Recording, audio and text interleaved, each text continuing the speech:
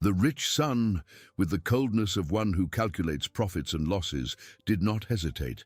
To him, his elderly, blind mother was merely an obstacle, a burden preventing his access to the inheritance. With a push disguised as help, he left her trapped in barbed wire, a metal tangle that tore at her fragile skin as blood began to stain the ground. The darkness of the night swallowed the woman's muffled moans, and the son, without a shred of remorse, was already walking away, the inheritance documents clutched in his hands, convinced that nature would take care of the rest. The mother bled on the metal, abandoned, her blindness now amplified by terror. But suddenly, an imposing shadow emerged. It was not death, but an ancestral force. The lion, with its golden eyes, observed the old woman's fragility. Without hesitation, it tore through the wire with its fangs, freeing her from the cruel trap. Instead of attacking, the beast lay down beside her, a protective warmth against the night's chill, and with a soft roar began to guide her in the darkness, becoming her eyes and her guard. The son, now a hurried figure in the darkness, felt his pulse pound in his temples. It wasn't fear, he convinced himself, but the adrenaline of victory. The inheritance documents, crumpled in his sweaty hands, were tangible proof of his triumph. The old woman, the blind woman, the burden. It was all behind him. The barbed wire, the darkness, the cold of the night, all of it would be the stage for the end of an inconvenient story. He quickened his pace, every dry leaf under his shoes seeming to scream his name, but he ignored it. The forest was merely an obstacle to be overcome, a backdrop for his perfect escape. But perfection, he would soon discover, was a fragile illusion. As he ran, the sound of his own footsteps seemed amplified, distorted by the oppressive silence of the woods. The wind whispered through the trees, and every dancing shadow seemed to lurk. An uncomfortable sensation began to crawl up his spine. It wasn't remorse, he refused to admit. It was loneliness. The loneliness of a predator who, having eliminated its prey, finds itself alone at the top of the chain. He turned abruptly, his eyes sweeping the darkness. Nothing, just the dense blackness and the damp smell of the earth. He laughed, a dry, humorless sound. Paranoia. It was just paranoia. Far from there, where the darkness was even deeper, the elderly mother felt the ground beneath her feet, a ground that was no longer the same. The lion's body heat was an anchor in her world of shadows. She had expected the bite, the tearing of flesh, the end, but instead there was the soft brush of its mane against her arm, the strong, wild scent of the beast, and a presence that was, paradoxically, more comforting than any human touch she remembered in recent years. The lion did not guide her with commands, but with an instinctive intelligence. A gentle nudge from its snout made her turn right. A low, guttural growl alerted her to an obstacle ahead, and she would reach out, fumbling in the air, finding a fallen log or a loose stone. The fangs that had torn through the metal now seemed capable of astonishing delicacy. It walked by her side, its massive body serving as a barrier against the unknown, a beacon of warmth in the cold night. Blood still trickled from her wounds, but the physical pain seemed distant, muffled by the surreal nature of the situation. She was being guided by a lion. A lion! The creature that, in any other circumstance, would be her tormentor, was now her protector. The contrast with her own son's coldness was a deeper blow than any barbed wire. A solitary tear rolled down her aged face, not from pain, but from bitter sorrow and an incomprehensible gratitude. Back in his desperate escape, the son stumbled over in an exposed root, falling to his knees. The sharp pain in his ankle made him curse. He got up limping, his heart pounding. The forest seemed to mock him, every branch snapping, every leaf rustling. He looked back again. This time, he swore he saw something. A glow, two golden points in the darkness, distant but unmistakable. His eyes widened. It couldn't be. It was his imagination, fatigue, the guilt he stubbornly denied. But the glow persisted and seemed to move. Panic began to set in. He wasn't alone. The idea that his mother might have been found by someone, or worse, that something had found her and was now coming for him, chilled his blood. He clutched the documents tighter, as if the paper could protect him. The inheritance. It was all that mattered. He needed to get out of there, out of that cursed forest. Before dawn revealed his actions, or night brought its own demons, he started running again, ignoring the pain in his ankle, his breath short and rasping in his throat. The forest seemed to close in around him, branches whipping his face, roots trying to trip him. What was once an escape route now seemed like a dead-end labyrinth. The golden glow, he was sure, was closer. He didn't know what it was, but the terror of being hunted, of being the prey, began to corrode his facade of coldness. Meanwhile, the old woman, guided by her unlikely guardian, felt the change in the terrain. The lion led her into a denser area, the smell of water growing stronger in the air. She heard the distant sound of a stream. The lion stopped, and she felt its body lower. It gently pushed her down, and she sat, leaning against its warm flank. The soft roar it emitted now was different, more a deep purr, almost a lament. She reached out a trembling hand and touched the soft mane, feeling the pulsating strength beneath her palm. She didn't know where she was going, nor what the future held, but for a moment, in the darkness of that wild night, with a lion as her only companion, she felt safer than she had ever felt beside her own son. The lion, with its golden eyes fixed on the darkness ahead, was vigilant, its keen senses picking up every sound, every scent, protecting its fragile charge from dangers she could never see. And one of those dangers it knew was approaching, in a panic, stumbling in its own wickedness. The rich son's panic was no longer a suggestion, a whisper of conscience. It was a shrill scream, an incessant drumming in his temples. The golden glow, once a distant mirage, now pulsed with terrifying intensity, closer, always closer. He stumbled again, this time falling face down, the inheritance documents slipping from his sweaty hands and scattering across the damp earth. A groan of frustration and pain escaped his lips as he tried to get up, his ankle throbbing with excruciating pain. The forest, once a passive backdrop for his escape, now seemed a living entity, with branches extending like claws, roots rising to trip him, and the wind howling like a chorus of condemnation.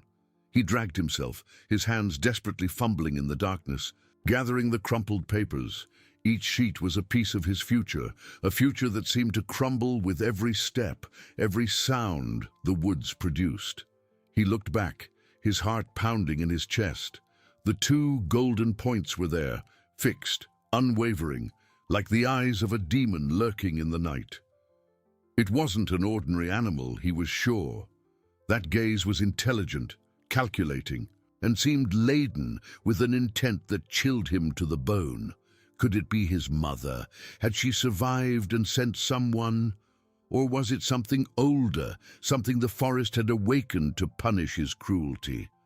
The son's mind, accustomed to manipulating and controlling, now found itself powerless before the unknown.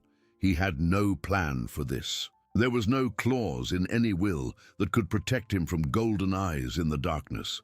He forced himself to run again, a clumsy limp that made him stumble. His breath scraped his throat, and cold sweat trickled down his forehead, mixing with the earth and his fear. He needed to find a way out, a path, anything to get him out of that nightmare. But the forest seemed endless, and with every turn, every tangle of bushes, the golden glow seemed to draw closer, a beacon of terror in his pursuit. He could feel the presence, the warmth, the strong, wild scent that now permeated the air. It wasn't paranoia, it was real. He was being hunted. Meanwhile, the old woman, nestled against the lion's warm flank, felt the change in the atmosphere.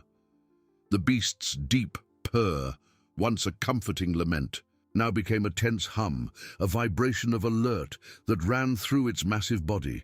The lion, which moments before had gently pushed her to rest, now rose, its muscles tensed beneath its fur. She reached out, fumbling in the air, and felt its mane bristle slightly. The scent of the stream water was now accompanied by another odor, a human scent that her blindness could not hide. A familiar scent, imbued with sweat, fear, and something more. Something she recognized with a sharp pain in her chest. Her son. He was close. The creature that had torn through the barbed wire to free her now positioned itself between her and the source of that scent. A wall of flesh and protective instinct. The lion did not roar, but a low, guttural growl escaped its throat. A warning, a promise of defense. The old woman, with her empty eyes fixed on the darkness, felt a mixture of terror and strange resignation. She had been abandoned, betrayed by her own blood.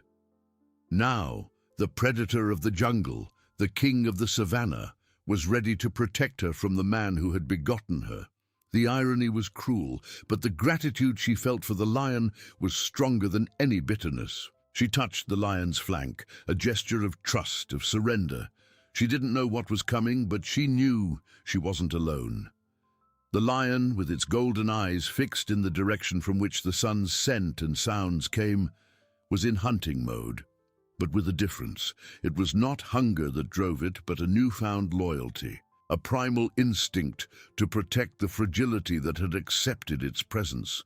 It could hear the clumsy footsteps, the panting breath, the man's accelerated heartbeat. The predator knew its prey was approaching, and it was ready. Suddenly, a sharp scream tore through the night. The sun, in his desperation, had stumbled once more, but this time the fall was more violent. He tumbled down a small ravine, hitting against rocks and bushes, until he stopped in a tangle of vines. The pain was excruciating, but what made him scream was what he saw, or what he thought he saw. A massive night-dark figure with two flaming golden points hovering over him for an instant before disappearing into the shadows. He was cornered, injured, and the creature was there. He could feel its heavy breath, the wild scent, the imposing presence. Terror paralyzed him. He couldn't run, couldn't fight. He was at the mercy of whatever it was. The inheritance documents, still clutched in his hands, now seemed a useless burden, a worthless piece of paper in the face of imminent death. The lion, a few meters away, observed the fallen sun. Its golden eyes gleamed with a cold intensity, but not with anger. It was the calculating observation of a predator assessing its prey. It did not attack. Not yet. There was a lesson to be taught, a justice to be served that went beyond mere hunting. It turned its head slightly, casting a glance at the old woman, who, though blind, seemed to sense the tension in the air. The night was far from over, and the cat-and-mouse game was just beginning to reveal its true rules. The sun's scream echoed through the ravine, a raw, desperate sound that the forest swallowed with indifference. He was down there, tangled in vines and broken branches, his aching body protesting with every movement. His already injured ankle now throbbed with excruciating pain, and warm blood trickled from scratches and cuts he didn't even feel. His eyes, wide with terror, tried to pierce the darkness, searching for the figure that had haunted him. He swore he had seen it. That golden glow, the eyes of a predator hovering over him like a sentence. Panic suffocated him. He couldn't run, couldn't fight. He was cornered, a rat caught in the trap of his own cruelty. The inheritance documents, once his most valuable treasure, were now crumpled and dirty in his trembling hands, an ironic reminder of the futility of his greed. What was all the money in the world worth if he was about to be devoured by the darkness, by what the forest had awakened? The wild scent, once distant, was now oppressive, mixing with the odor of damp earth and his own cold sweat. He could feel the presence, heavy and imposing, even without seeing. Every rustling leaf, every snapping branch was a premonition of his end. Up above, a few meters from the edge of the ravine, the lion remained motionless. Its golden eyes, beacons in the night were fixed on the fallen man. There was no anger in its gaze, nor the blind fury of a predatory attack. There was something deeper, a calculating, almost ancestral observation. It was not merely an animal hunting its prey, it was a guardian, a judge, and the man below was the defendant. The lion turned its head slightly, casting a glance at the old woman who, though blind, seemed to sense the tension in the air, the macabre dance unfolding. The old woman, nestled against the lion's warm flank, felt the subtle tremor of its muscles, the vibration of a low growl that didn't quite materialize. She couldn't see, but she could feel the drama unfolding.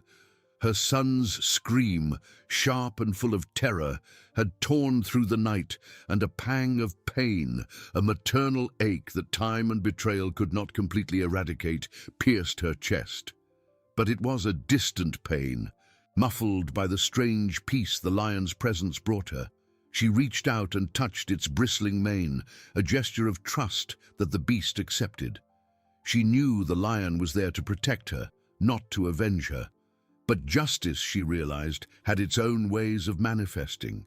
The lion, as if it had understood the woman's turmoil of emotions, moved, not to attack, but to approach the edge of the ravine.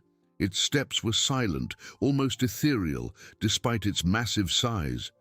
The son down below heard the sound of a rolling stone, the rustle of dry leaves. He raised his head, his neck stiff with fear, and then he saw it. Not a figure, but the unmistakable silhouette. The king of the jungle, imposing and majestic, with its golden eyes gleaming like embers in the darkness, watching him from above. The lion did not roar, it merely emitted a low sound, a deep growl that vibrated through the earth and air, a warning that seemed to penetrate the man's very bones. It was a sound that spoke of power, of dominance, of unquestionable authority. The son cowered, trying to merge with the earth, wishing to disappear. He had never felt such visceral, paralyzing fear. His entire life, he had manipulated, controlled, evaded consequences. Now, he was the prey, and the law of the jungle accepted no bribes or excuses. The beast then did something unexpected. Instead of descending for the final attack, the lion lowered its head and, with a slow, deliberate movement, dragged one of its front paws along the edge of the ravine, sending a small avalanche of earth and stones down upon the man. It was not an attack to injure, but to intimidate, to show who was in control. The stones fell around the son, some grazing him, but the greater impact was psychological. He was trapped, and the lion was toying with him, prolonging his torment. The son let out a muffled groan, his body trembling uncontrollably. He looked at the inheritance documents, which now seemed like a piece of trash. The fortune, the power, everything he had coveted and for which he had abandoned his own mother, was useless. There were no lawyers, no contracts, no bank accounts that could save him from that golden gaze, from that silent predator watching him. The irony was a more potent poison than any bite. He had traded love for paper, life for money, and now the paper was his shroud, and life his debt. Meanwhile, the old woman felt the vibration of the earth, the movement of the lion.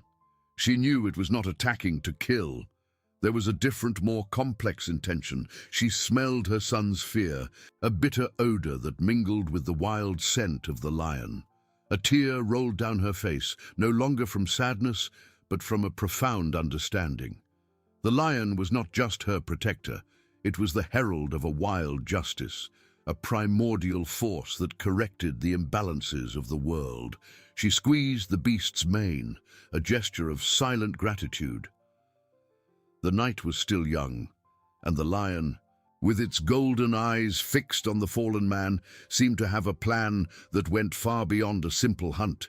It was there to rewrite the rules, to show that, in the darkness of the wild, true inheritance was not of paper, but of compassion and loyalty. And the son, down below, was about to learn the most brutal lesson of his life. The sun, down below, choked on his own fear. The stones, though they hadn't crushed him, had pulverized the last spark of hope. He was cornered, injured, and now humiliated. His ankle throbbed with a pain that seemed to devour his flesh, and his head, where it had struck a rock, pulsed in unison. The smell of damp earth and rotten leaves mingled with his own cold sweat and the wild odor emanating from above. He tried to move, but the vines held him like invisible shackles, and the pain in his ankle was a cruel anchor. His wide eyes swept the darkness, searching for the lion's silhouette, but the beast had retreated slightly, becoming an even more indistinct shadow, only the golden eyes remaining, relentless beacons in the night. The lion was not in a hurry. There was no rush in the hunt it orchestrated. It was a slow, macabre dance, where time was as potent a weapon as its claws. It could hear the man's heart beating erratically, his breath tearing at his throat in short, desperate gasps. Every movement of the sun, every attempt to free himself, was accompanied by an almost imperceptible rustle of dry leaves at the edge of the ravine, a constant reminder of the imposing presence above. The silence was broken only by the sounds of the night forest, the distant croaking of a frog, the buzzing of insects, and, closer, the man's muffled groan. The lion, with its ancestral patience, was allowing fear to do its work, corroding the son's soul, stripping him of his arrogance and greed. Up above, the old woman felt the earth beneath her hands, the warmth of the lion's flank against her body. She could feel the subtle vibration of the ground, the rustling of leaves that indicated the lion's movement. Her son's initial scream of terror had transformed into muffled groans, into a silence laden with panic. A part of her, the mother, still writhed with the pain of hearing her own blood in such despair. But another part, the betrayed and abandoned woman, felt a strange and cold justice. She thought of the years of sacrifice, the sleepless nights, the dreams she had nurtured for that son, only to be discarded as a burden. The inheritance documents, the cause of it all, now seemed a distant echo, a worthless paper that had corrupted a soul. The lion, her unexpected guardian, seemed to understand. It was not an instrument of vengeance, but of balance, restoring order where human cruelty had reigned. Suddenly, the lion moved again, not to send down more stones, but to descend a little way down the slope, stopping a few meters from the sun, still above him, but now more visible, more present. The massive silhouette, the golden eyes, were now a sharper, more terrifying sight.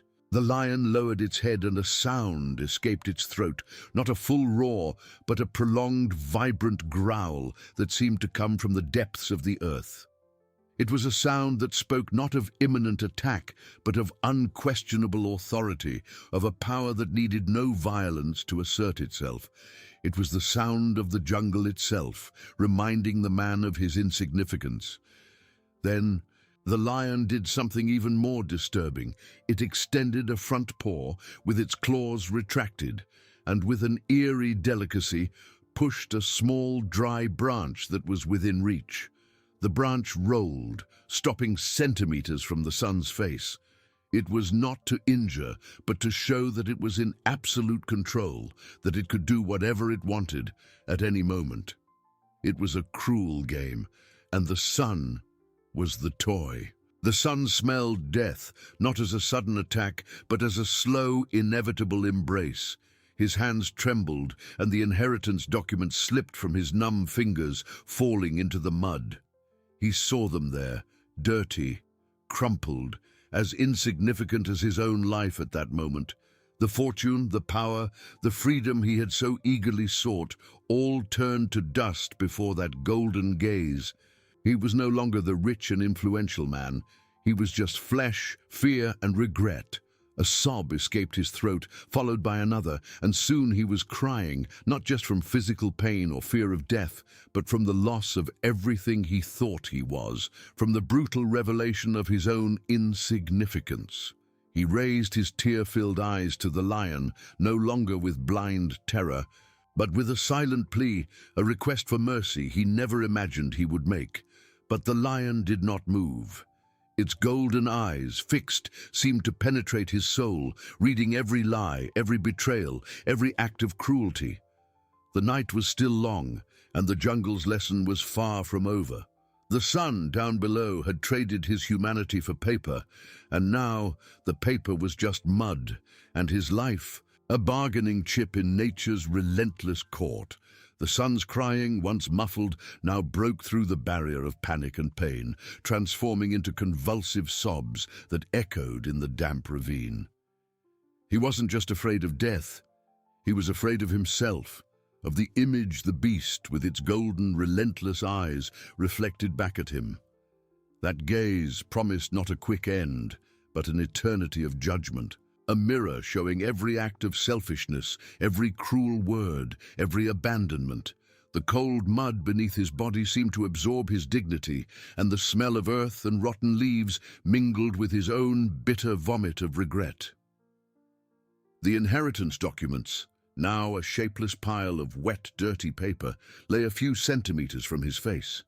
He looked at them, and what was once the pinnacle of his ambition was now merely a silent testament to his ruin. The ink ran, the signatures dissolved, the promises of wealth and power melted away in the night's dampness. There was no longer any value, no meaning. The fortune he had coveted was an illusion, and reality, a prison of vines and fear. Up above, the old woman felt the tremor in the air, the vibration caused by her son's crying. It was a sound that, despite everything, still tugged at her heart. A mother never forgot the sound of her child's suffering, even if that child had thrown her to the wolves. But the maternal pain was now tinged with a layer of resignation and, yes, a cold satisfaction. She did not wish for her son's death, but for justice, understanding, redemption.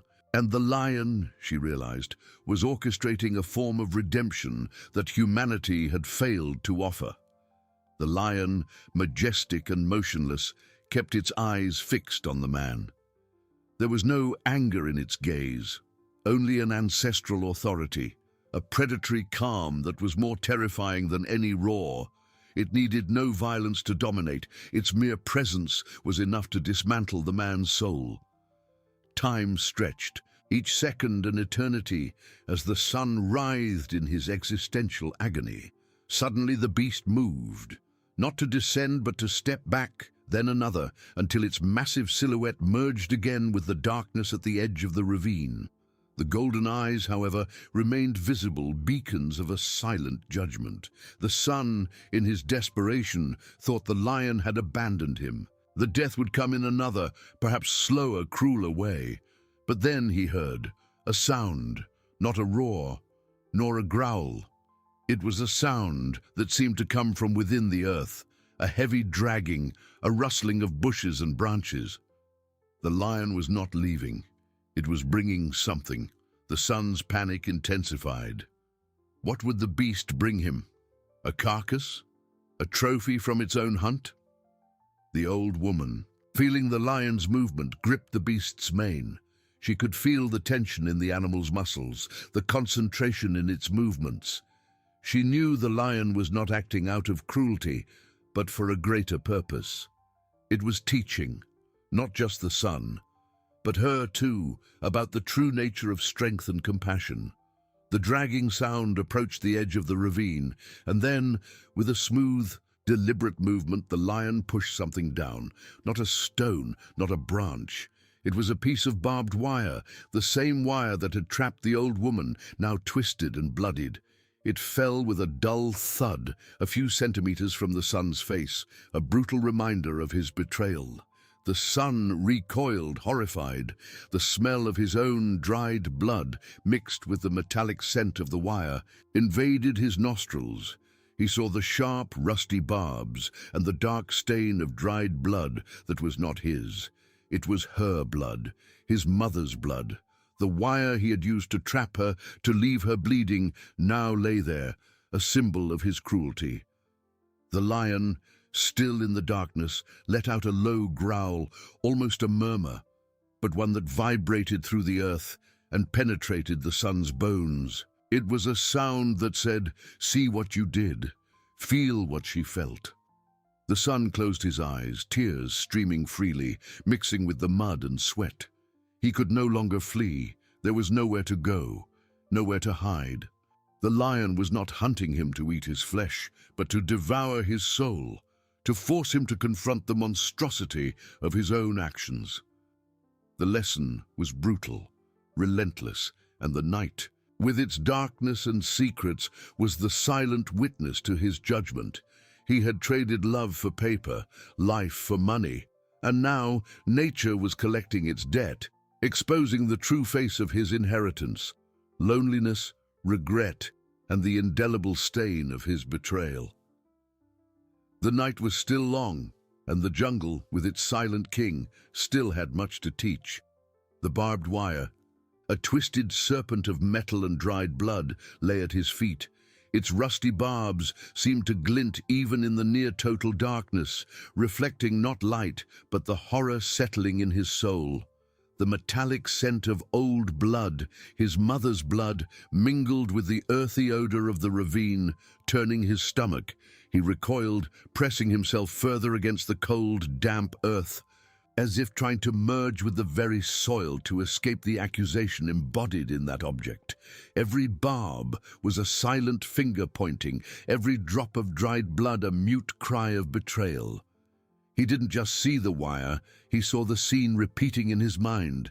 His mother, fragile and blind, struggling against that cruel embrace, her pleas echoing in the silence he had imposed. He had chosen paper over flesh, greed over love, and now the evidence of his monstrous choice lay before him, undeniable, unforgivable.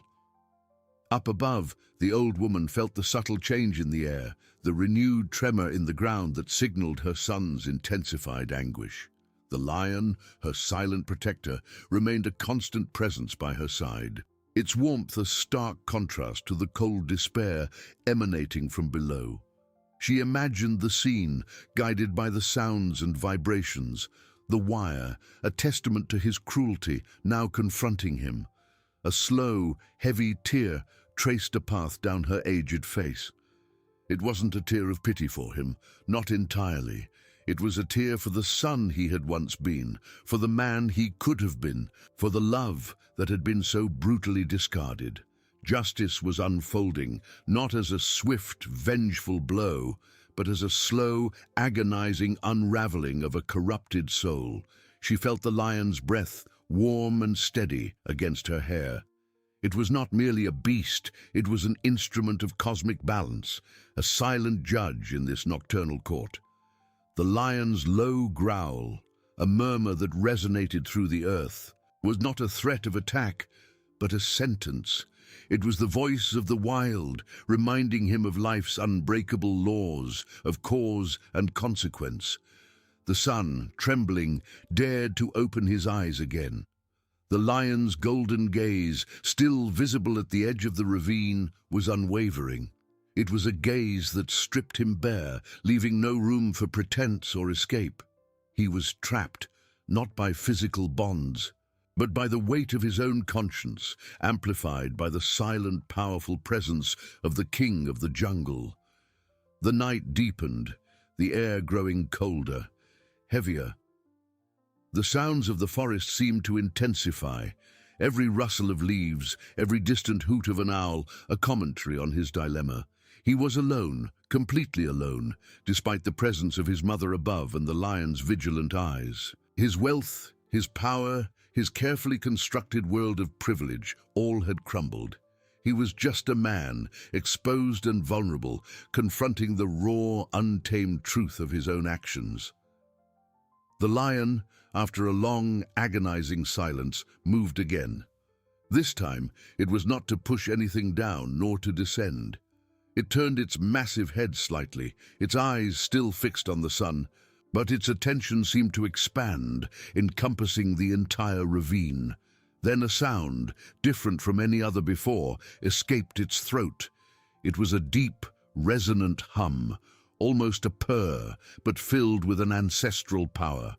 It was a call, and from the depths of the ravine, from the shadows that had previously seemed empty, came a response. A rustle, a soft padding of paws, a glint of eyes in the darkness. Not one pair of eyes, but many. The son's breath hitched. His heart pounded against his ribs, a frantic beat of pure terror. He was no longer alone in the ravine. The lion had not brought a trophy. It had called its kind, or something more. Shadows began to detach from the deeper darkness, moving with a silent, predatory grace. They were smaller than the lion, more slender, their forms indistinct in the meager light, but their intent was palpable. Wolves? Hyenas? The thought sent a shock of ice through his veins. The lion would not kill him directly. It would let the wild claim him slowly and agonizingly. This was the true meaning of the lesson. The old woman, sensing the change, felt a shiver run down her spine. The lion beside her stiffened, its muscles rippling beneath her hand. She could hear the subtle sounds now, the soft padding of paws, the low growls that did not come from her guardian. Her son's terror was no longer just a distant echo. It was a palpable wave of fear. She understood. The lion was not just an individual, it was a representative of the wild, of the natural order he had so flagrantly violated. He had sown cruelty, and now the harvest was upon him. The thought, though chilling, brought a strange sense of finality. This was the supreme judgment, beyond human laws, beyond human mercy. The shadows coalesced, revealing forms, not wolves, not hyenas, but a small pride of lions, their eyes gleaming faintly in the darkness. A lioness, elegant and powerful, emerged first, followed by two younger, slender males. They moved with a disturbing silence, their gazes, like the alpha's, fixed on the trapped man. They did not approach aggressively, but their presence was a suffocating blanket of predatory attention. The son was surrounded, not by a single judge, but by an entire court of relentless justice. The air grew dense with the scent of predator, a primal odor that spoke of raw power and inevitable destiny. His groans died in his throat, replaced by a dry, gasping breath. He was no longer just afraid. He was totally and completely helpless. The night, the ravine, the very earth seemed to hold its breath, waiting for the final act of this brutal, natural play. The air in the ravine thickened, not just with the scent of damp earth and dried blood, but with the primal odor of predators. The son, huddled against the cold wall, felt his body tremble uncontrollably, a spasm not from cold, but from a terror that chilled him to the bone. The golden eyes, now multiplied, were flickering points of light in the darkness, each a silent sentence. The lioness, elegant and lethal, moved with a disturbing grace, her steps almost inaudible on the dry foliage. She did not growl, did not attack. She merely positioned herself, completing the circle, her two younger companions following her example. They were not hungry in the sense of a hunt, but their presence was a different kind of hunger, a hunger for justice, for balance. The son tried to scream, but his throat was dry. The sound caught in a knot of panic. He could no longer delude himself. The alpha lion, up above, had not abandoned him. It had summoned the court.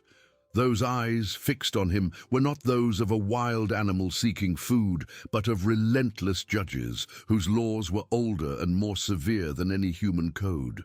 He was the prey, yes, but not to be devoured. It was to be confronted, to be stripped bare, so that every fiber of his existence would feel the weight of his betrayal. The inheritance documents, still crumpled in his fist, now seemed a ridiculous burden, a worthless piece of paper before the wild majesty that surrounded him. What was all the money in the world against the raw force of nature? What were properties and titles against the life he had despised? He had traded his mother's flesh and blood for ink and seals, and now the very earth, through its kings, was collecting the debt. Up above, the old woman felt the intensification of her son's terror. The alpha lion, by her side, remained motionless, a statue of power and purpose. She could feel the animal's tense muscles, the concentration in every fiber of its being. It was not just protecting her from external dangers, but also from the pain of witnessing her son's final despair. She heard the subtle sounds, the low growls that were not from her guardian, but from the others, a chorus of warning that resonated in the darkness. A deep, almost unbearable sadness enveloped her. It was not the joy of vengeance, but the bitterness of a mother watching her son completely lose himself, dragged into an abyss he himself had dug. She gripped the lion's mane, seeking comfort and understanding. It was her only connection to reality, her guide in both literal and metaphorical darkness. She knew the lion did not act out of hatred, but out of an ancestral wisdom, out of a principle of order that had been brutally violated. The son had chosen the path of cruelty, and now nature presented him with the consequences. In the ravine, the son tried to crawl, to move, but every muscle in his body seemed paralyzed by fear.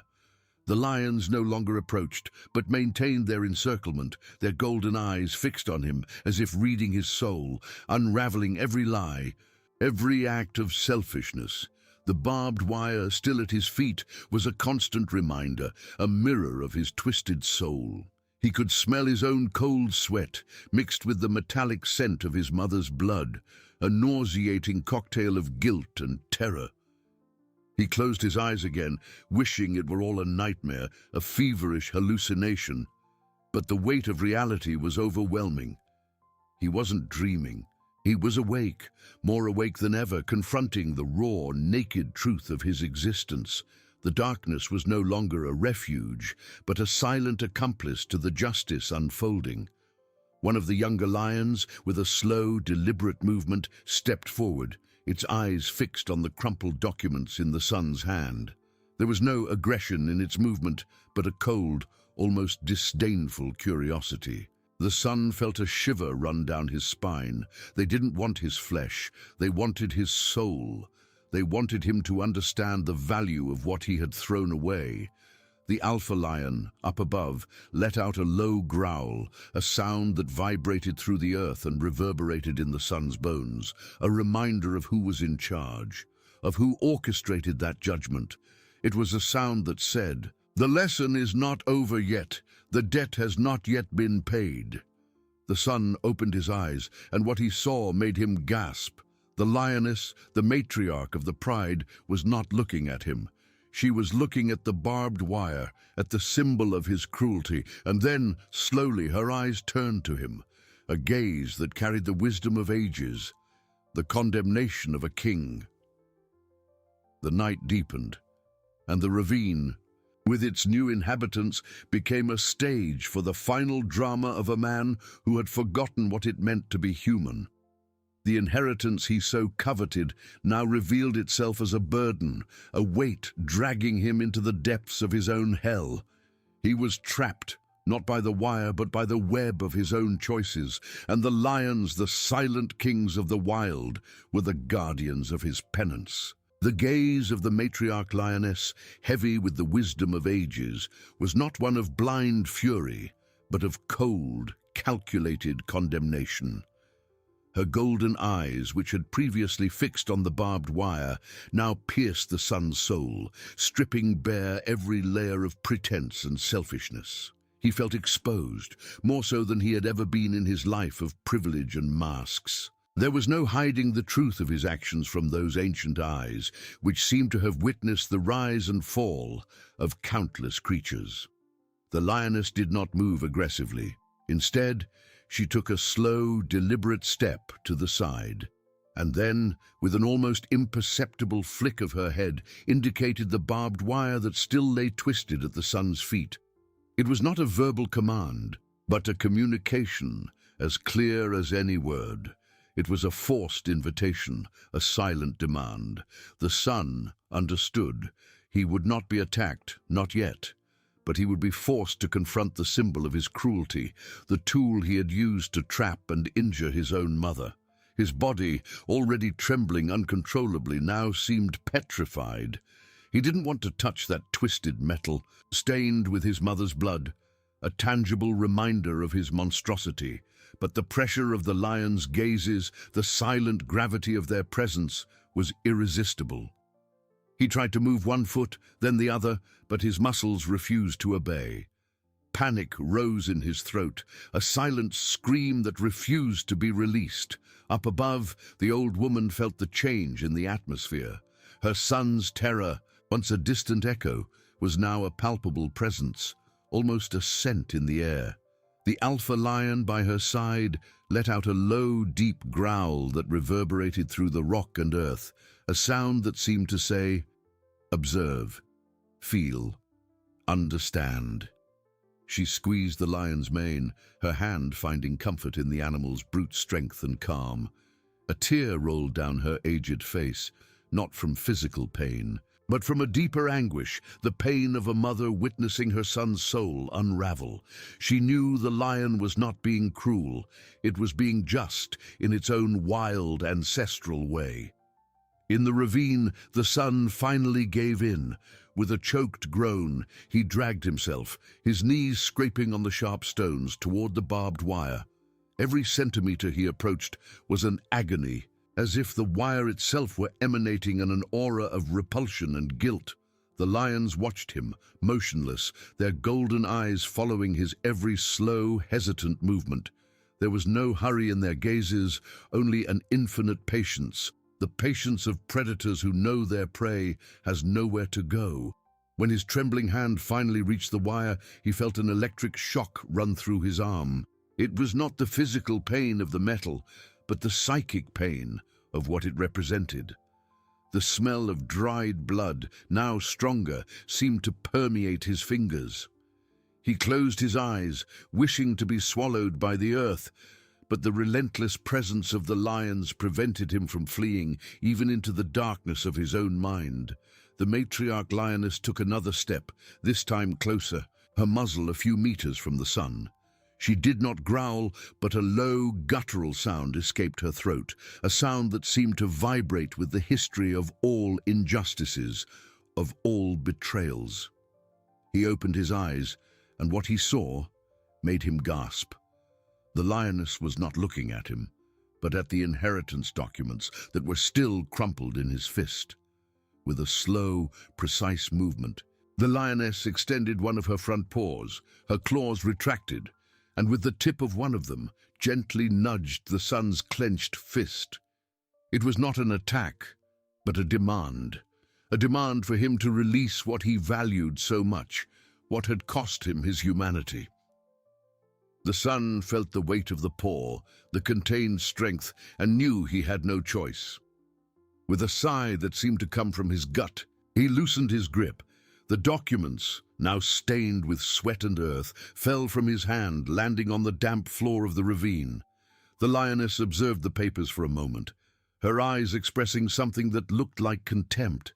Then, with a quick and unexpected movement, she nudged them with her muzzle, sending them sliding away toward the darker depths of the ravine, where the shadow was densest and the abyss seemed deepest.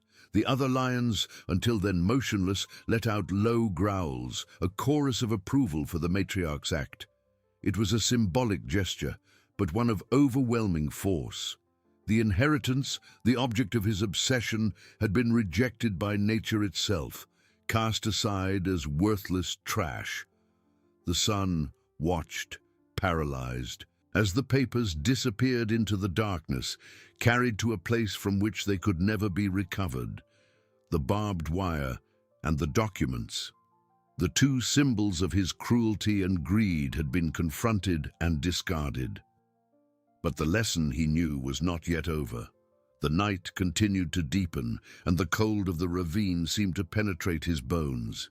He was naked, stripped of everything except his guilt and his fear. The golden eyes of the lions, now fixed on him again, seemed to ask, "And now? What is left of you?" The penance was just beginning. He was a man who had traded love for paper, and now the paper had been torn from him, leaving him with the emptiness and the naked truth of his soul. The justice of the wild was relentless, and his sentence, he realized, was to be forced to live with the man he had become. The son, prostrate on the damp, cold ground, felt the weight of that silent question crush what remained of his dignity. The documents, his obsession, his passport to a life of luxury and oblivion, had disappeared into the darkness, swallowed by the abyss. There was nothing left for him to grasp, nothing to justify his betrayal. He tried to move, but every fiber of his being seemed to have been drained of strength, of purpose. The cold of the night, once merely an annoyance, was now a physical torment, penetrating his thin clothes, freezing the blood in his veins. The lions did not move. The matriarch lioness, with her imposing posture, continued to observe him, her eyes like embers in the gloom. The others, around her, maintained the encirclement, a living wall of muscle and instinct. There were no more growls of fury, no threatening movements, only relentless observation, waiting. It was a torture more refined than any physical attack. It was the torture of impotence, of total exposure, of the certainty that there was no escape, not even into madness. Up above, the old woman felt the air thicken with her son's despair. The alpha lion, by her side, let out a deep, almost human sigh that vibrated in its mane. She knew the lesson had shifted phase. It was no longer about confronting greed, but about confronting emptiness. Her son had lost everything he valued, and now he would be forced to look within, into the black hole he had created in his own soul. The pain in her chest was excruciating, a mixture of pity, sadness, and a strange acceptance. Nature was doing what she, as a mother, had never been able to, forcing her son to face the truth. In the ravine, the son closed his eyes again, but images of his life, his choices, his mother trapped in the wire, projected in his mind with brutal clarity. He saw the false smiles, the hands extended out of self-interest, the loneliness he had cultivated in his incessant pursuit of more. The smell of his own sweat, now mixed with the scent of damp earth and his mother's dried blood, was a constant reminder of his depravity. He was trapped in his own personal hell, and the lions were the silent demons, ensuring he could not escape. One of the younger lions, with an almost imperceptible movement, lay down on the ground, but its eyes remained fixed on the sun. It was a gesture that said, "We are not leaving, not until you understand." The son felt a chill run down his spine. They didn't want his quick death. They wanted his transformation, or his complete disintegration. The idea of spending the night there, under the relentless gaze of those predators, without food, without water, without hope, was more terrifying than any death. He tried to speak, but his throat was dry, his voice a mere hoarse whisper. "Mother!" He managed to stammer, a sound that was lost in the vast silence of the night. It was a desperate plea, a belated recognition of the only person he had truly hurt. But there was no answer, only the echo of his own misery. The matriarch lioness, as if she had heard his inaudible lament, took another step, this time stopping a few meters from him. She did not growl, did not threaten. Instead, she raised her head and let out a low, deep roar, not of aggression, but of an ancestral authority. It was a sound that seemed to vibrate with the very essence of the wild, a reminder that he was an intruder, an imbalance, and that order would be restored. The roar reverberated through the ravine walls, a primal sound that made the sun cower even further. Up above, the old woman felt the alpha lion's roar by her side respond to the matriarch's, a silent dialogue of kings and queens of nature. She knew her son's fate was being sealed, not out of hatred, but out of a justice that transcended human understanding. She gripped the lion's mane, her tears now flowing freely, no longer from pain, but from a profound resignation. The lion, her only connection to the darkness, laid its head in her lap, a gesture of comfort and understanding. In the ravine, the sun felt the weight of that roar. It was not a threat of imminent death, but a sentence of life, a life of confrontation with his own choices, with the emptiness he had created. He looked at the dark sky, stars dotting the black velvet, seeming as distant as any hope of salvation. The inheritance had been cast aside, his mother was unreachable, and the lions were the guardians of his penance. He was alone, more alone than ever. With the raw, naked truth of his existence, the night was just beginning, and the jungle's lesson would be long and relentless. He was a man who had refused to love, and now he would be forced to feel the cold, the hunger, the fear, and above all, the guilt. The penance was not death, but life in a prison of his own making under nature's watchful eye. The night advanced, and with it, the cold of the ravine became a palpable entity, a silent predator that infiltrated every pore, every fiber of the sun's body. His clothes, once symbols of a status he so prized, were now mere rags incapable of offering any comfort against the icy bite of the air. He lay prostrate, an insignificant speck in the wild immensity, with the golden eyes of the lions as relentless sentinels. Each gaze a needle piercing his already fragile sanity. The penance he now understood was not the quick death he perhaps unconsciously desired, but life. A life imprisoned in his own creation, under the watchful eye of a nature that did not forgive disharmony. The emptiness he had cultivated in his soul, filled with papers and hollow ambitions, now manifested as physical pain, a black hole that sucked away all his energy, all his hope. Time seemed to have stopped, or perhaps dragged on with excruciating slowness. Every minute was an eternity of torment. Thirst scraped his throat, hunger twisted his stomach, but these were secondary pains compared to the overwhelming weight of guilt. Images of his mother, bleeding on the wire, returned with terrifying clarity, superimposing themselves on the dancing shadows of the ravine.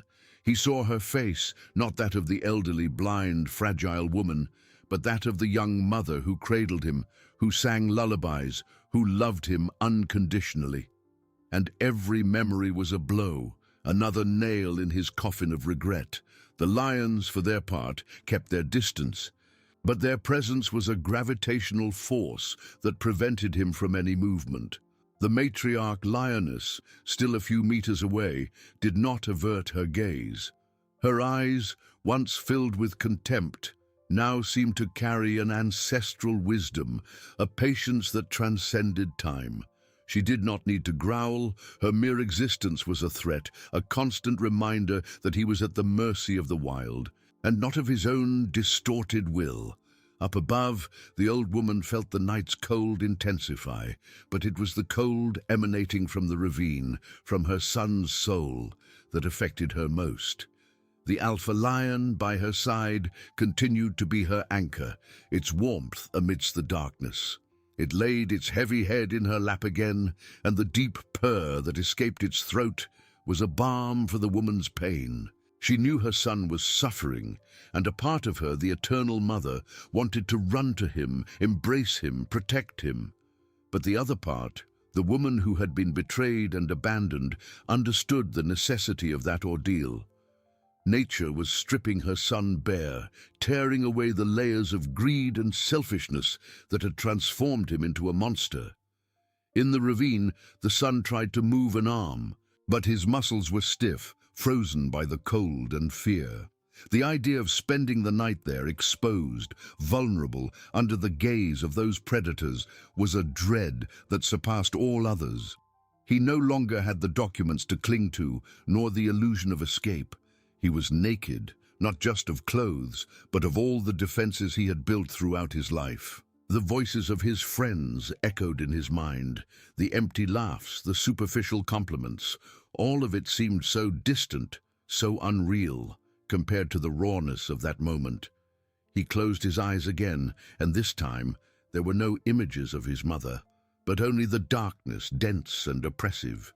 He tried to remember a moment of true happiness, of genuine love, but his mind was blank, an arid desert where only guilt flourished. The smell of dried blood, which once bothered him, now seemed to merge with his own scent of sweat and fear, a fragrance of depravity that enveloped him. One of the younger lions, with a slow, calculated movement, stood up and walked a few steps, not toward the sun, but to a position that further tightened the encirclement. It was a subtle, yet effective, reminder that there was no escape. They were not just guardians, they were judges, executioners of a sentence he himself had pronounced against himself. The son felt a sharp pang of despair. He could no longer breathe deeply. The air seemed thin, heavy with the presence of the felines. He wanted to scream, to beg, but his voice was trapped, a knot in his dry throat. The humiliation of his situation was excruciating. He, the man who considered himself above all, was now reduced to a cornered animal, waiting for an uncertain fate. Up above, the old woman felt the alpha lion move, its muscles tensed. It raised its head, sniffing the air, and let out a low growl almost inaudible to human ears, but which the old woman felt vibrate in her chest. It was a sound of alert, of dominance, a response to the movement of the other lions in the ravine. She gripped the lion's mane, her fingers finding comfort in the animal's brute strength and unwavering loyalty. She knew the night would be long, and that her son's ordeal was just beginning. The justice of the wild was slow but relentless, and the lesson he would learn would be etched into his soul forever, or consume him completely. In the ravine, the son opened his eyes, and what he saw made him tremble. The matriarch lioness had taken another step, and was now so close that he could feel the warmth of her massive body, the wild scent of her breath. She made no aggressive movement, but her eyes, fixed on his, seemed to penetrate his soul, seeking the truth hidden beneath the layers of his denial. It was a gaze that said, "I see you, I see what you did, and I see what you have become." The penance was not just the pain, but the confrontation with the raw, naked truth of his existence under nature's unwavering gaze, and he knew with terrifying certainty that there was nowhere to run. That gaze, it was not one of anger nor predatory hunger, but of an ancient wisdom that seemed to strip his soul layer by layer. The matriarch lioness was so close that her warm, wild breath brushed his face, a scent of earth, of hunt, of life and death.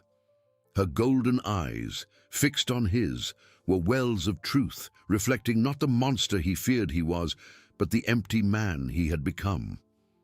He tried to look away, but it was impossible. Those eyes were anchors, binding him to his own misery, forcing him to see himself without the masks of wealth and power he had built throughout his life. The cold of the ravine, which was once a physical pain, now transformed into an existential chill, an emptiness that echoed the hole in his chest. He was no longer the rich son, the magnate, the businessman. He was merely a pathetic human being, huddled on the ground, at the mercy of a force he had never understood, a force that could not be bought or manipulated. Every fiber of his being screamed for escape, for a return to his life of luxury and ignorance. But reality was relentless. There was no escape. The inheritance, the documents, everything he valued above his own mother, now seemed a cruel joke, a handful of dust in the wind. What mattered was life, love, human connection, things he had discarded as weaknesses. And now he was alone, with nature as his only mirror, reflecting the ugliness of his soul. Guilt, once a distant whisper, was now a deafening chorus, each note a reminder of his mother's pain, of the blood on the barbed wire, of her blindness that he had exploited with unthinkable cruelty. He could feel the weight of every wrong choice, every unspoken word, every act of abandonment. Up above, the old woman felt the intensification of energy in the ravine. The alpha lion by her side let out an even deeper growl, a sound that seemed to emerge from the depths of the earth, responding to the matriarch. It raised its head, its eyes fixed on the darkness below, as if it could see through the rocks and the night. The woman gripped the lion's mane, feeling the tension in its powerful muscles. She knew the confrontation was reaching its climax, not a confrontation of violence, but of revelation. A tear rolled down her wrinkled face, a tear of pain for her son's ordeal, but also of a strange hope. Nature was not just punitive, it was transformative, and she felt that something was finally breaking in her son's soul. In the ravine, time stretched, each second an eternity of torment. Thirst was sandpaper in his throat, hunger a tight knot in his stomach, but these sensations were eclipsed by emotional pain. He tried to move, but his body seemed paralyzed, not just by the cold, but by the weight of that gaze, that truth. The matriarch lioness did not move, did not blink. She was the personification of patience, of wild justice. Her eyes seemed to read every unspoken thought, every hidden regret. He felt a pang of despair, a desire for it all to end. Death would be a relief, an end to this torture. But nature, he realized, offered no easy exits for those who had unbalanced its order. The other lions, spread in their silent semicircle, were witnesses. Their golden eyes, luminous points in the darkness, were like falling stars, each a reminder that he was under the scrutiny of an entire kingdom. The young lion, which had previously lain down, now stood, its slender, powerful silhouette against the night sky. A relentless guardian. They were not just animals, they were emissaries of a greater purpose, of a law that preceded humanity, a law he had violated. He closed his eyes again, not to escape, but to try and find something within himself. The darkness was no longer empty, it was filled with ghosts of his past, of lost opportunities, of rejected love. He saw his mother's face, no longer bleeding on the wire, but smiling, young, full of life, cradling him in her arms. He heard her voice, not the hoarse lament he had ignored, but the lullabies she sang softly. And for the first time in years, a genuine tear rolled down his face. Not from fear or physical pain, but from a profound regret, an overwhelming sadness for what he had lost, for what he had destroyed. The matriarch lioness, as if sensing the change in his heart, let out an almost imperceptible sigh, a sound that seemed to vibrate in the air. Her eyes, still fixed on his, seemed to soften minimally, a recognition that the seed of remorse had finally sprouted in arid soil. It was not forgiveness, not yet, but an acknowledgement that the process of transformation had begun, a first and painful step. Up above, the old woman felt a light breeze, a cold breath that carried not only the scent of earth and wildlife, but also an echo of her son's pain and, surprisingly, a touch of hope.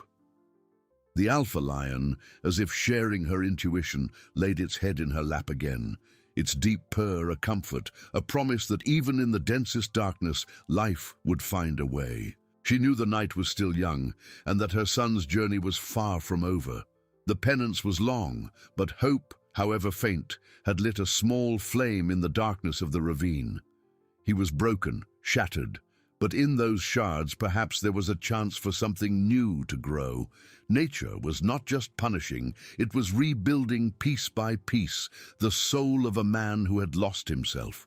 And under the relentless gaze of the lioness, he knew he could no longer flee from the truth. The night advanced, and with it, the promise of a new dawn, or the certainty of eternal darkness. He was on the threshold, and the choice, though painful, was finally his. The tears had dried, leaving salty tracks on his dirty face, but the wellspring of sorrow within him remained. He no longer felt the burning desire to escape, only a deep, overwhelming exhaustion. The matriarch lioness's eyes, those golden wells of ancestral wisdom, still held him captive, but their intensity had subtly shifted. They were no longer merely accusatory. Now they seemed to hold a question, a silent challenge. And now, what will you do with this truth? He tried to meet her gaze, to convey something, anything, but his mind was a tangle of shattered thoughts. The documents, the inheritance, the life he had so fiercely protected, all seemed like dust. What remained was the raw, painful emptiness where his humanity should have been. He saw his mother's face again, not the young, vibrant woman of his memory, nor the fragile, bleeding figure on the wire, but a composite of all her suffering, all her unconditional love. It was a mirror reflecting his own monstrous indifference. A tremor ran through his body, not of fear, but of a cold, naked realization. He had been so blind, so utterly consumed by his own greed, that he had failed to see the most precious thing in his life. The silence of the ravine was broken only by the distant calls of nocturnal creatures, sounds that now seemed to mock his former arrogance. He was a grain of sand, a fleeting shadow in this vast and indifferent wilderness. He wanted to apologize, to beg for forgiveness, not from the lions, but from the universe, from his mother, from himself. But words were useless. His actions had spoken for themselves, and now he had to face the consequences in silence. He lowered his head slightly, a gesture of submission, not to the predators, but to the overwhelming force of truth that had finally broken through his defenses. The matriarch lioness, sensing this subtle shift, let out another soft sigh, a sound that carried the weight of ages. It was not a roar, nor a growl, but a breath that seemed to stir the very air around her, a silent acknowledgement of his surrender. Her eyes, though still piercing, held a glint of something akin to weary understanding. The judgment was not over, but the path to redemption, however arduous, had been recognized. The other lions remained in their positions, silent sentinels. The young male, who had previously been standing, now slowly lay down on the ground, but its eyes remained open, fixed on the sun. It was a vigilant patience, a collective gaze that demanded more than just remorse. It demanded change, a fundamental reordering of his very being. Up above, the old woman felt the alpha lion's breathing deepen, a steady, powerful rhythm that calmed her. She couldn't see the ravine, but she felt the energy, the tension that had slightly diminished, replaced by something more complex, more introspective. The lion's deep growl, which had previously echoed the matriarch's fury, now seemed a soft lament, a recognition of the pain that permeated the air. She knew her son was broken. She felt it in her gut, a connection that even years of abandonment could not sever. A new tear rolled down, but this one was not of sadness or despair, but of a strange mixture of pain and hope. The pain for his suffering, for the brutal journey he was being forced to endure, and the hope that at the bottom of that abyss he would find something he had lost. The alpha lion, as if reading her thoughts, raised its head and nudged her hand with its muzzle, a gesture of comfort and complicity. She caressed its mane, feeling the rough texture and contained strength. "He's suffering, isn't he?" she whispered, her voice hoarse but full of a new determination. The lion let out a low purr, a sound that seemed to agree, but also to promise that nature, in its wisdom, would not allow the suffering to be in vain. She closed her eyes, imagining the scene below, her son, the man she had loved unconditionally, now confronted with the raw, naked truth of his soul. The justice of the wild was not to destroy, she realized, but to purify. It was a fire that burned away impurities, leaving behind only the essence. And she prayed with all her being that her son's essence, however buried, could still be salvaged. The night advanced slowly, and the cold intensified, but the old woman no longer felt physical pain. Her mind was focused on the ravine, on her son, on the promise of a new beginning or a definitive end. The alpha lion was her guardian, her link to the primal force of the earth, and she trusted it in its instinctive wisdom. With his head bowed, his eyes still fixed on the ravine floor, he began to see not the dirt or the stones, but the life pulsating beneath them. Small insects crawling, the dampness of the earth, the smell of moss and dry foliage. For the first time, he felt no repulsion, but a strange connection to the web of life. He was part of it, not above it. Thirst and hunger, which were once tortures, were now merely reminders of his fragility, of his dependence. He was not invincible, not the master of his own destiny. Nature had taken it upon itself to remind him of this. In a way, no business meeting or million-dollar transaction ever could. He raised his eyes again, slowly, to the matriarch lioness. Her eyes were still fixed on him, but the question that had once hung in the air now seemed to have a silent answer. He couldn't speak, but he could feel. He felt the weight of his guilt, yes, but also a strange lightness, as if an ancient armor were shedding from his soul. He didn't know what would happen, whether the lions would devour him, whether they would leave him to die of cold and hunger, or if, somehow, he would be spared. But for the first time in a long time, the fear of death was not paralyzing. There was an acceptance, a surrender to whatever fate held for him. The only thing that mattered was that he had seen. He had seen the truth of himself, and the truth of the love he had rejected. One of the younger lions, which had been lying down, stood up again. This time, it did not move to close the encirclement, but walked slowly to the edge of the ravine, looked at the night sky, and let out a long, melancholic meow, a sound that seemed to carry the sadness of all nocturnal creatures. It was a sound of communion, of belonging, something the son had never experienced in his isolated world of wealth. The matriarch, hearing the young lion's meow, averted her gaze from him for a brief moment, looking at the cub with a tenderness that shocked him. It was the image of a mother, caring for her offspring, a brutal contrast to how he had treated his own. The scene struck him with the force of lightning, the hypocrisy of his life exposed in its entirety. He felt a new kind of pain, deeper than guilt, sharper than regret. It was the pain of irrecoverable loss, of time that would not return, of unspoken words. But strangely, within this pain, there was also a clarity. He couldn't go back, but perhaps he could somehow move forward in a different way. The matriarch lioness turned her eyes back to him, and this time, in her golden eyes, he saw not just judgment or wisdom, but a kind of invitation, an invitation to life, to truth, to redemption. It was not an easy path, he knew. It would be a long and painful journey, but for the first time, he felt a glimpse that perhaps, just perhaps, it was worth trying.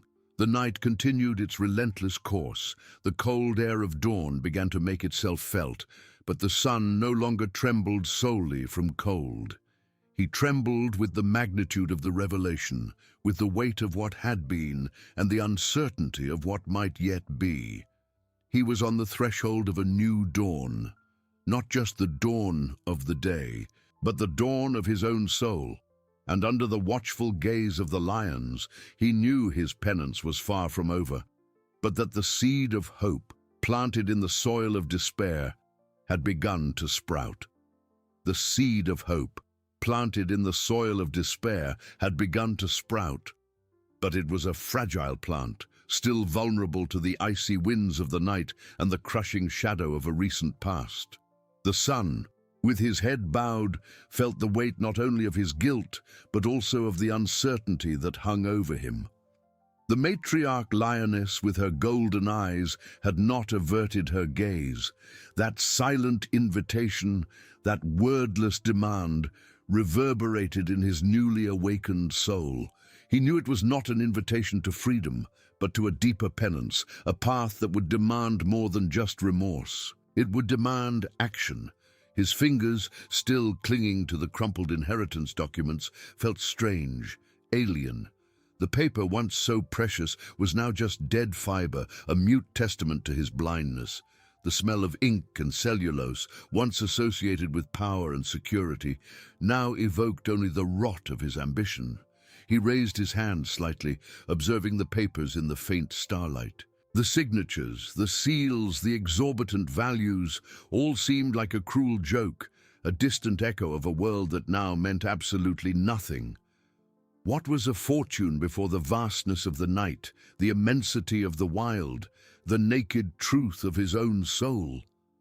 The lioness let out a deeper sigh, a sound that seemed to come from the depths of the earth, a reminder that time was passing. There was no hurry in her judgment, but there was an unwavering expectation. What would he do with the symbols of his old life?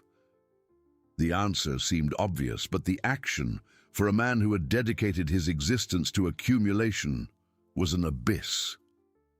Up above, the old woman felt the cold of dawn intensify, but the warmth of the alpha lion's body beside her was a shield.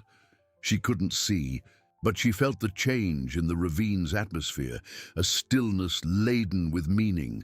The alpha lion, with its muscular body and deep breath, was more than a guardian. It was a channel, an interpreter of nature's will. It nudged her cheek again with its muzzle, a gesture she interpreted as a sign that something crucial was about to happen. "He's choosing, isn't he?"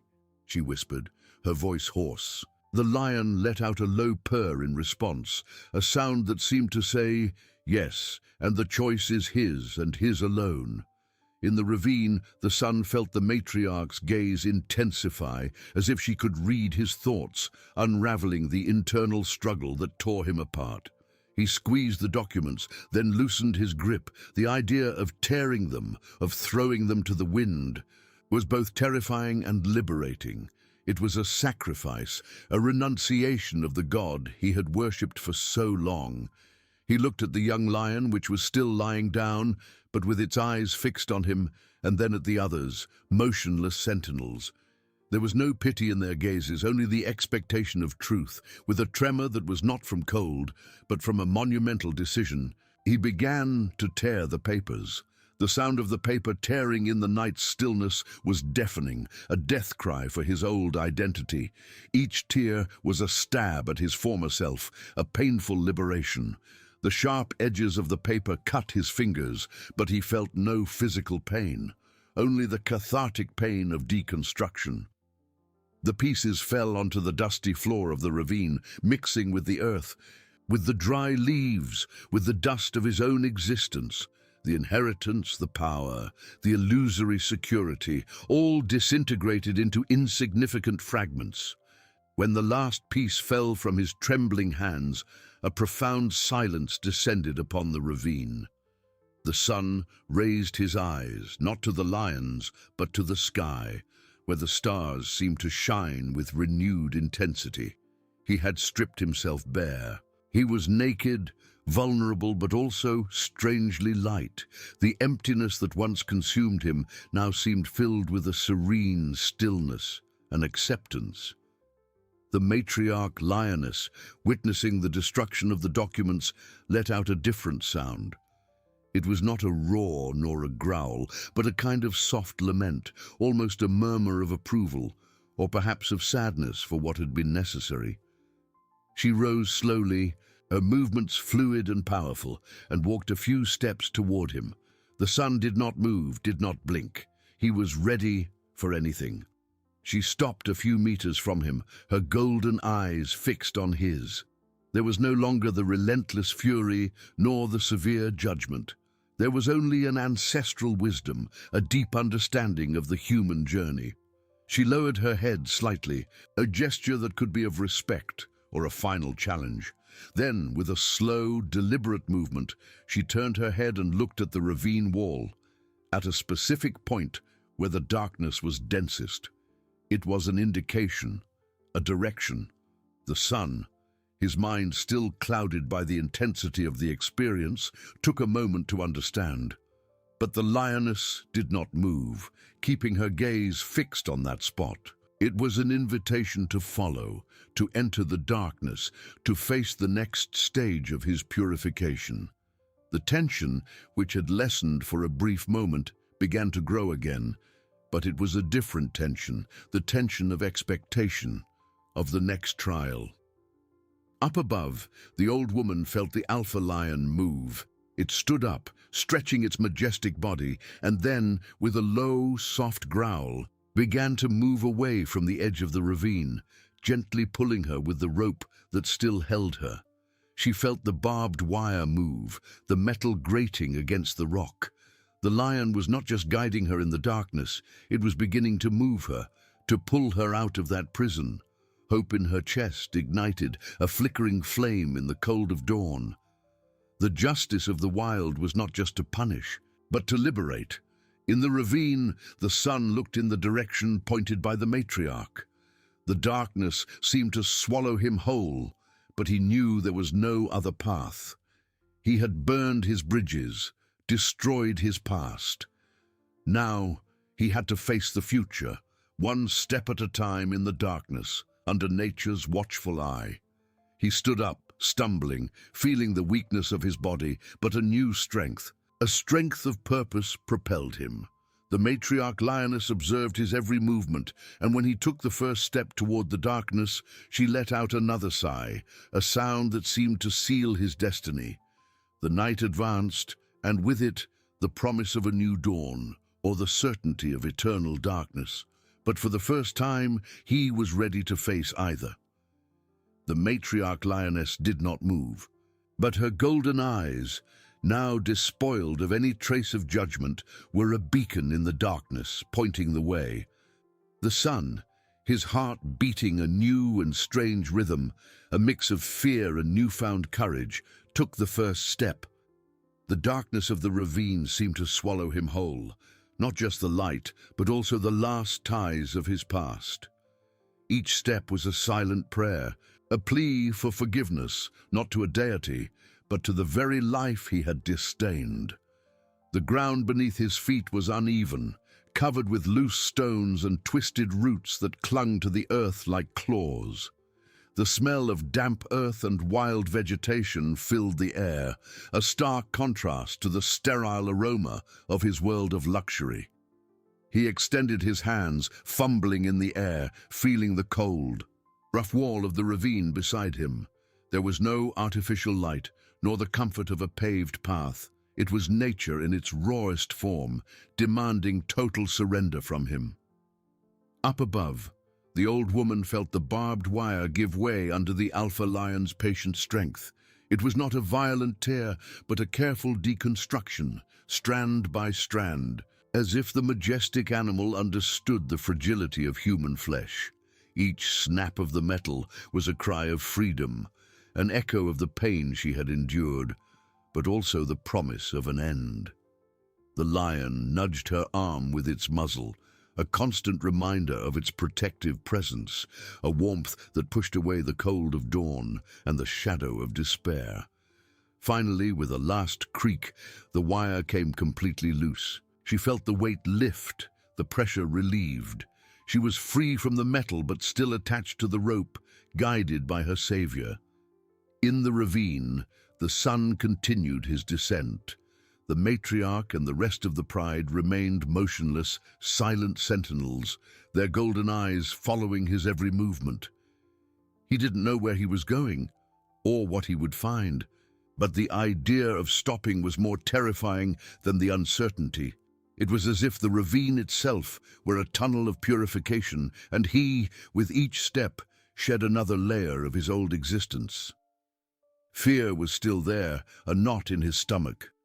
But now it was accompanied by a strange sense of clarity, as if the darkness were, paradoxically, illuminating his soul. He felt a current of fresh air and the distant sound of water. The path began to widen, and a faint, almost imperceptible light began to filter in from above. He raised his eyes and saw not the night sky, but the outline of an opening above, where the ravine seemed to meet the surface. The matriarch lioness, as if reading his thoughts, let out a low, soft roar, a sound not of threat, but of encouragement. It was an invitation to emerge. With his last remaining strength, he climbed the few meters left, clinging to roots and rocky ledges. The physical effort was immense, but the adrenaline and the urgency of his purpose propelled him. When he finally reached the edge, panting, what he saw made him stop. The sun was beginning to rise on the horizon, painting the sky with shades of orange, pink, and gold. The light of dawn bathed the landscape, revealing the vastness of the savanna that stretched before him. And there, a few meters away, was his mother. She was sitting on the ground, her hands still holding the rope that connected her to the alpha lion. The majestic feline lay beside her, its imposing body offering warmth and protection. The marks of the barbed wire were still visible on her skin, but her eyes, though blind, seemed to shine with a serenity he had never seen before. She was no longer trapped, no longer bleeding. She was free, and by her side, the very embodiment of nature's strength and compassion. The son felt his legs weaken. The sight of his mother, so vulnerable yet so dignified, protected by a lion he had tried to avoid, hit him with the force of a tsunami. He had fled from responsibility, from love, from humanity itself, while nature, in its wild wisdom, had reached out to protect her. He took a hesitant step toward her. The alpha lion raised its head, its golden eyes fixed on him, not with anger, but with keen observation, as if assessing every fiber of his being. The mother, as if sensing his presence, turned her head slightly in his direction. "Son," she whispered, her voice weak, but laden with deep emotion. He couldn't answer. The words seemed stuck in his throat, choked by years of selfishness and regret. He knelt on the damp grass a few meters from her, and for the first time in a long time, he cried. They were not tears of despair, but of a painful catharsis, of a liberation that came from accepting his own failure. The alpha lion let out a low purr, a sound that seemed to calm not only the mother, but also the son's turbulent soul. The matriarch and the rest of the pride silently emerged from the ravine, positioning themselves in a semicircle around them, like witnesses to an ancient rite of a rebirth. The son extended a trembling hand, not to take something but to offer. He touched his mother's shoulder, a light, hesitant touch. She, in turn, raised her hand and found his, squeezing it with surprising strength. There was no need for words. The touch, the crying, the silent presence of the lions, and the rising sun all spoke of a new chance, of a redemption earned on the threshold between life and death, between human cruelty and wild wisdom. That dawn was not just the beginning of a new day, but the dawn of a new life. A life where inheritance was not measured in paper, but in compassion, where wealth was not gold, but connection. The lions, guardians of truth, had fulfilled their part. Now, it was up to the son and the mother to rewrite their own destiny under the watchful eye of the savannah, where nature's justice had finally prevailed.